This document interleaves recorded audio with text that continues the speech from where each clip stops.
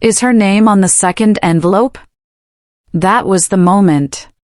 That one stupid question from the junior HR girl holding the stack of congratulatory cards like she was dealing poker chips at a funeral. She looked at me, then at Martin, then back down at the second red envelope with gold lettering to our new director. Mine had been sitting on my desk since 9:02 a.m. I hadn't opened it. I thought it was just a formality, some HR fluff before the party. But when I heard her name, Sophie's name, in the same sentence as director, I felt something cold slither down my spine. Not fear, no, precision. Like when a surgeon makes the first cut. 3 hours earlier, I was in Martin's office, going over my quarterly strategy deck. 42 slides, color-coded, projections modeled across 5 fiscal scenarios. He nodded the whole time like a bobblehead with a sinus infection. Standing work, Alex, he said. Be ready for champagne tonight. So yeah, I was ready. What I wasn't ready for was Sophie stepping onto the little makeshift stage in the lounge room, Martin placing his hand on her shoulder like a proud dad who hadn't once reviewed her weekly reports. And then, announcing she was now officially our director of strategy. I didn't move, didn't blink. My hand was still half raised from pouring a glass of Juve. Watch Sophie do her I'm so humbled routine, blinking too much, that fake smile twitching like it was rented. The room clapped, some clapped too hard. People who owed me favors. People I trained. Then Martin said it. She just contributes more than you. Like he was handing her a Gotham coffee mug, not my title, my work. My 4 years of weekends, skipped holidays, PowerPoints at my mom's chemo sessions. I toasted them. Looked Martin dead in the eyes, miled wider than I ever had. Because none of them, not Sophie, not Martin, not the interns or the bootlickers or the half-drunk CFO, none of them knew what I'd slipped into the Monday board agenda behind the NDA reports. A single file. Titled, April Shadows. A confidential audit of departmental conduct, and buried on page 9, a signature. Martin's, approving Sophie's contract. 3 weeks before the job was posted, let's just say she'd been contributing long before she got her badge. The first time I suspected Sophie wasn't just ambitious was when I caught her in the executive break room reheating soup, in Martin's monogrammed mug. It wasn't just the mug. It was the way she stirred it, like she owned the place. Like she'd already been here, and maybe she had. I remember asking her, casually, did you borrow that from his desk? She didn't even look up. Oh, he gave it to me.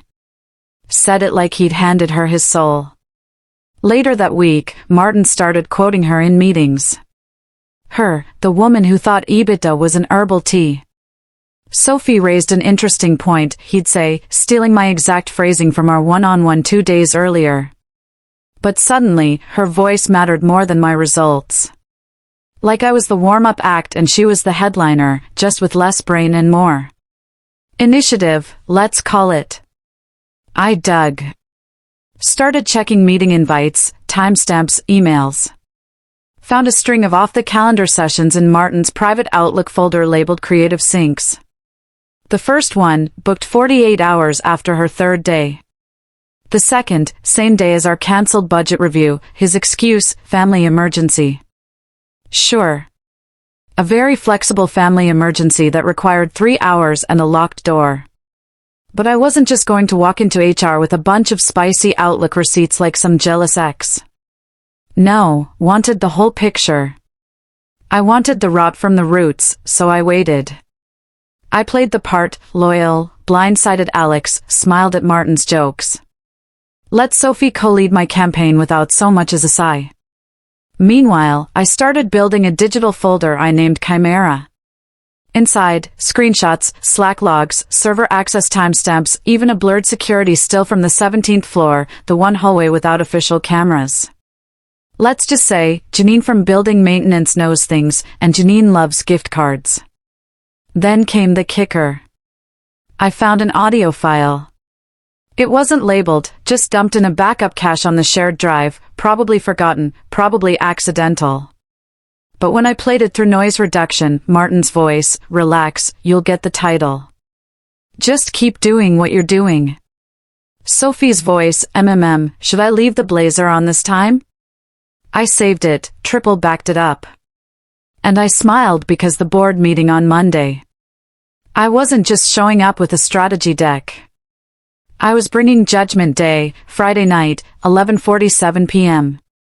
I sat in my apartment, lights off, monitor glowing like the last candle at a funeral. Camera was open on screen, my digital Trojan horse built not just to burn bridges, but to collapse the damn highway.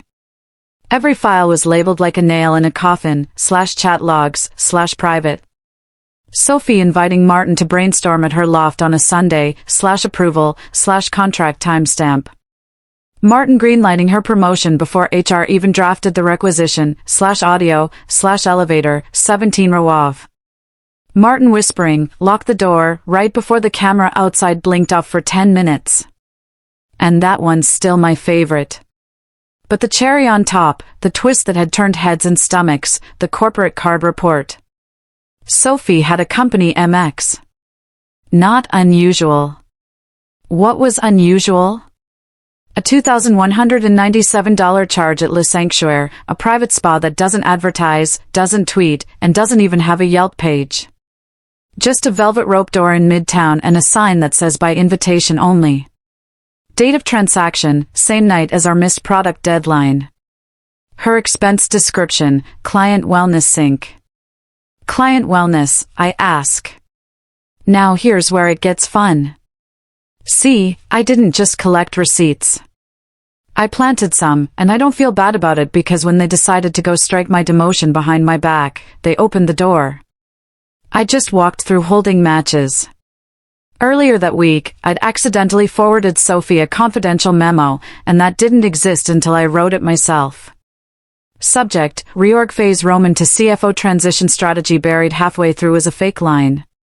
Potential CFO successor, Sophie Ellis on Martin's recommendation, I watched her open it. Twice. Then she printed it. 3 hours later, Martin started treating me like a ghost with bad breath. Sophie, she was suddenly walking on air. I knew she'd shown him, which is exactly what I wanted. Because on Monday, the board opens the security envelope I anonymously submitted to legal. They won't just find infidelity, nepotism, and corporate fraud. They'll find a forged plan that Sophie herself leaked. A plan that suggests she was trying to overthrow the CFO. And Martin, he signed off on it with a timestamp. Thanks to a little Outlook rule I installed when I had access to his machine last quarter to fix a sync issue. So yeah, let them drink champagne. Them toast. I'll be waiting in the boardroom with a smile and a black suit. Not to get promoted. To bury them both. Monday, 8:01 a.m. sharp. I walked into the boardroom like it was a courtroom, and I was both the prosecutor and the executioner. Navy suit, fresh shave, zero smile. The kind of vibe that makes assistants stop mid-sentence and double-check calendar invites. The board was already seated, 7 of them, all in their 60s, all with jaws carved from stone and patience thinner than Martin's ethics. Linda, chief counsel, was flipping through a thick manila envelope with a red tab. My envelope. The one marked confidential. Department. Irregularities/evidence attached. She didn't look up. Just said, sit, Alex. This is going to be interesting. Martin strolled in 3 minutes late, adjusting his tie like he hadn't just walked into a live wire with gasoline in his pocket. Sophie was behind him, all fake poise, and that I definitely rehearsed the smile and the mirror energy. She sat across from me, didn't blink, didn't need to. Her pupils were already dilated, fight or flight mode. Before we begin, Martin said, too casually, I'd like to. Linda cut him off. We'll start with the agenda item labeled April Shadows. Silence. I swear you could hear Sophie's throat tighten from across the room and to open the folder like she was unveiling a guillotine. She started slow, contracts signed prematurely, meeting logs that didn't exist, access records to areas she never should have had access to. Every time she flipped a page, I watched Martin's smirk twitch, like a mask melting one nerve at a time. Then came the audio. Martin's voice, whispery, low, relax, you'll get the title. Just keep doing what you're doing. Sophie's response, a breathy laugh, and then I leave the blazer on this time.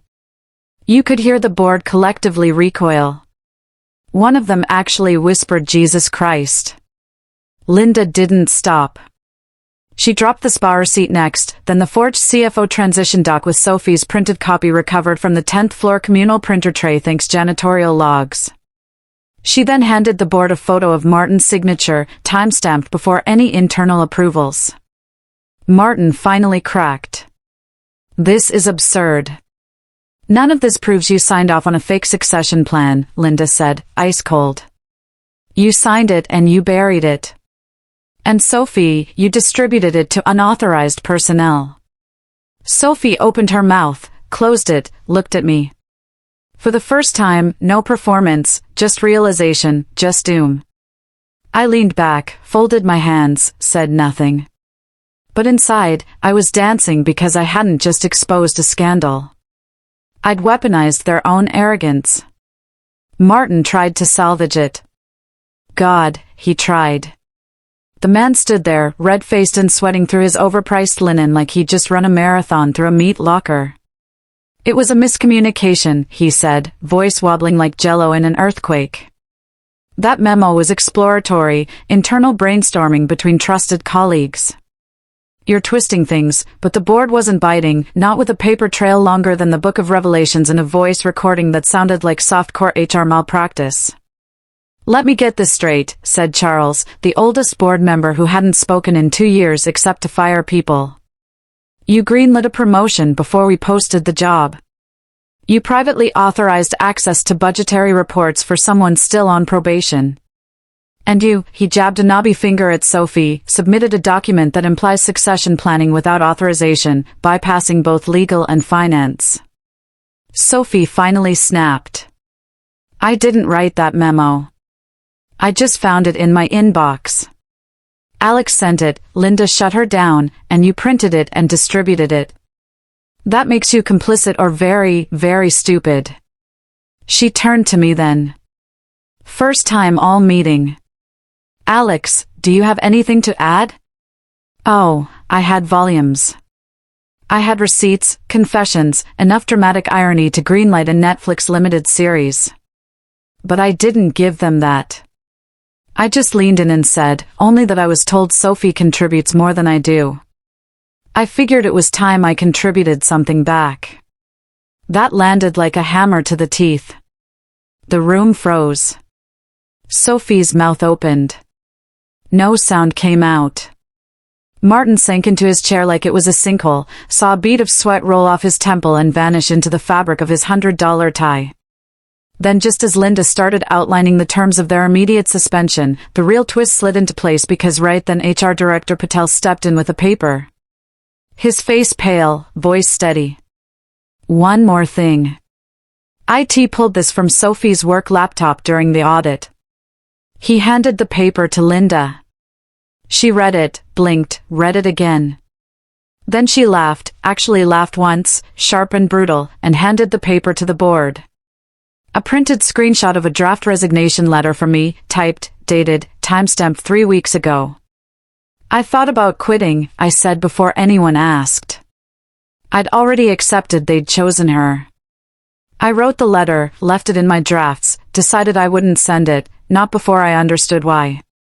Linda raised an eyebrow and now I smiled slow and clean. Now I understand. Chairman closed the folder. Meeting adjourned. But this war was just getting good. By noon, Martin's nameplate was gone. Literally gone. Someone from facilities peeled it off like dead skin and tossed it into a cardboard box with his world's best boss mug and 3 unread books on leadership. Poetic, really. The man who once called me a dependable workhorse now reduced to an office ghost with a box full of lies. Sophie wasn't fired. Not yet. Eagle said they had to evaluate her awareness versus intent. But she'd been escorted out of the building. Not in cuffs, worse, quietly, shamefully. No eye contact. Her desk already sealed with an IT-issued sticker that might as well have read condemned. As for me, I didn't go back to my desk. I went to the 16th floor. Glass walls, oak trim, the part of the building where people don't reheat fish in the microwave. That's where the chairman asked to meet. Was already seated when I walked in. No smile. Just that calculating look men get when they're deciding whether to crown you king or send you to the guillotine. You engineered all of this, he said. Not a question. A statement, I shrugged. I followed the paper trail. It led where it led. You baited them. I revealed them. Silence. Then, you were willing to blow a crater in your own department. I looked him dead in the eye. Better a crater than a cancer. Another pause. The tiniest nod. We'd like to keep you on. Effective immediately, you'll report directly to me. Title, Interim VP of Strategy. Official promotion pending board vote. He slid the folder across the desk. Inside was the offer. Salary triple what I made. A seat at the table. But I didn't sign. Not yet. Before I accept, I said, I want one thing clear. I don't do political theater. I don't do champagne backstabs. If I ever see another Sophie get fast-tracked because of someone's zipper instead of their work ethic, I won't file a report. He leaned forward. You'll quit? No, I said. I'll burn it down again. We shook hands. I walked out of that office not just promoted but reborn. No longer the dependable mule. No longer the guy they clapped for out of pity. From now on, they clap because I let them keep their jobs. And in the hallway, just as I passed the empty spot where Sophie's desk used to be, I noticed something strange. A white envelope, untouched. No name. Inside, a flash drive. Labeled in shaky Sharpie, Martin's insurance looks like the war wasn't just getting good. It was going nuclear. The flash drive wasn't encrypted. That was the first red flag. Martin was many things, lazy, smug, a serial user of per my last email, but careless. Not usually. Which meant either he wanted this found or he was already running out of moves. I plugged it into a burner laptop in the privacy booth on 14, away from cameras, away from whispers. The screen blinked and a single folder appeared. / for emergency use only / inside were 6 files. The first was a video. Grainy. Night vision green. Office camera footage, clearly taken from a private feed not tied into our standard system. Angle was aimed straight at a glass wall. Martin's office. The timestamp, 2 weeks before Sophie's promotion. In the video, Martin, shirt half off, Sophie, hair down, blazer on the chair, her knees on the desk. It wasn't just inappropriate. It wasn't just scandalous. It was calculated. They looked directly at the camera, smiled like they were filming a goddamn alibi. Then it hit me. This wasn't blackmail.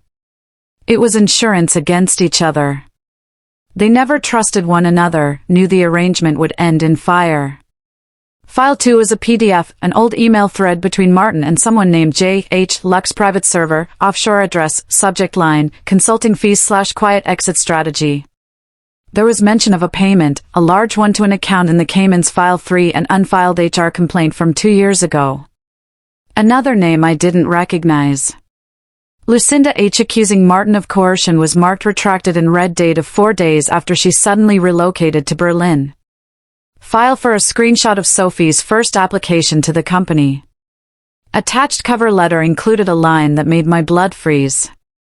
Martin suggested I keep this quiet for now, but I'm excited to make it official soon. Date 4 months before we even posted the job listing. File 5, a spreadsheet of departmental promotions over the past 3 years. Free name, every date, everyone marked with a green or red cell.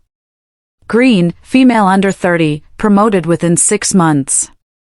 Red, male over 30, delayed or denied promotion. A pattern, a program, file 6, just a note, typed in plain font. No sender, no metadata. If you're reading this, it means I lost, but they won't bury me alone. HR won't act without pressure. Legal won't act without leverage. Use this or destroy it. But either way, pretend you didn't know. I closed the laptop. My mouth tasted like metal. I was already in the war. But this was something else. This was a map. To bodies no one knew were buried. And the worst part, someone else had already started digging. Tuesday, 6:14 a.m., my office door was ajar. That was the first sign. Second, my chair was warm. Someone had been here. The flash drive was gone. I locked it in a drawer the night before. I had 2-factor locks and a false bottom. Only 4 people had badge access to my floor before 7 a.m. I checked the logs. Martin's ID, deactivated. Sophie's, revoked. Janitorial crew, scanned out at 4.03. The 4th ID, J. Hernandez, legal. I recognized the initials from the offshore email, JH Lux. So Martin hadn't just been bribing shadows, he had one of them working inside the company. I moved fast. Called IT. The badge logs frozen.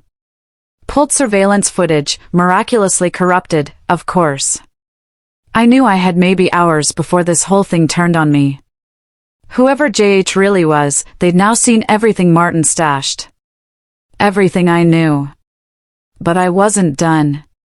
Not yet. I compiled my own dossier.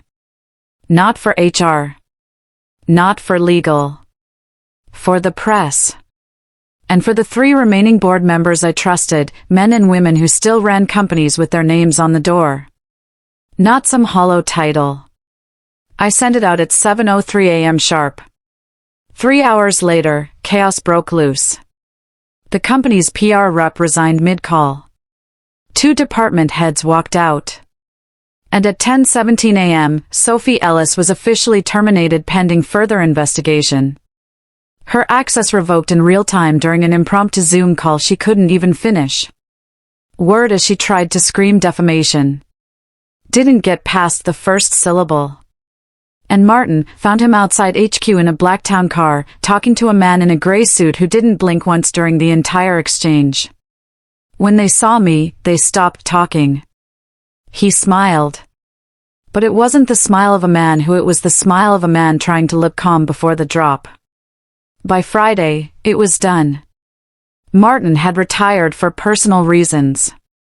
Sophie had vanished from LinkedIn entirely. J. Hernandez? No longer with legal. Her email bounced. Internal memos cited unauthorized data breaches. And whispers of a federal audit started bleeding through Slack channels like static through a broken radio. And me? I didn't take the VP title. I turned it down. I don't want a chair at their table. I want the blueprints. So now I work from the 27th floor. No title, no office door, just an unlisted extension and the full ear of the board. Every strategy runs through me now. Every time someone calls me dependable or safe. I just smile because they'll never know how close they came to collapse. And I'll never let them forget. I clapped. I toasted.